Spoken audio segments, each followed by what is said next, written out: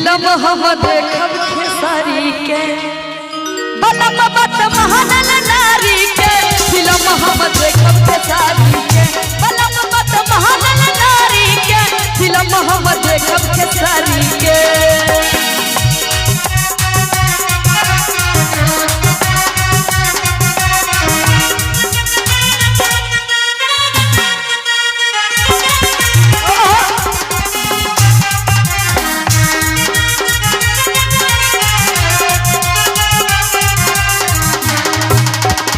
जेठ करी आई है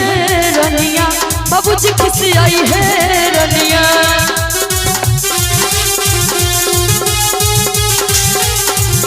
बाबूजी खुशी आई है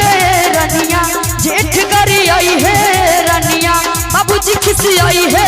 रनिया जेठ करी आई है रनिया तो जाई महा घोगट तानी के फिल्म हम देखब खेसारी के टिकट बड़ी महंगा मिलता सुनी के दिमगवा हिलता टिकट बड़ी महंगा मिलता सुनी के दिमगवा हिलता बलम बत महानल नारी के फिल्म हम देखब खेसारी के बलम बत महानल नारी के फिल्म हम देखब खेसारी के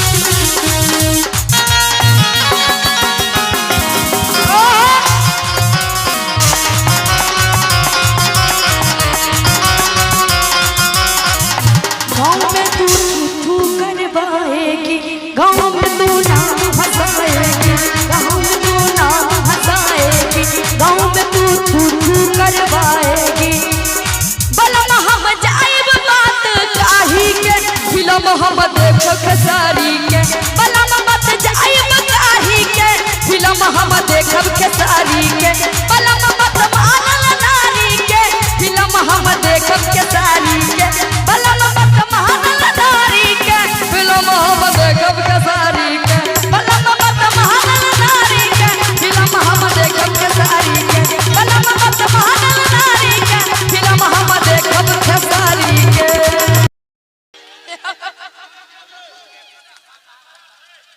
पहले से ज्यादा नगीना चॉकलेटी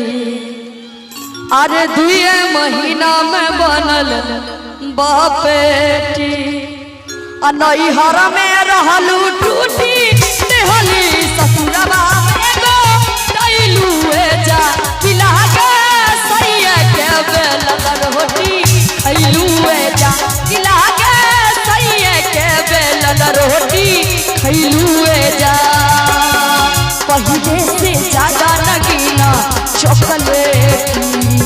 अरे 2 महीना में बनल बापेटी नैहर में रहलू टूटी देहली ससुरबा में गो कैलू जा खिला के सैया के बेलल रोटी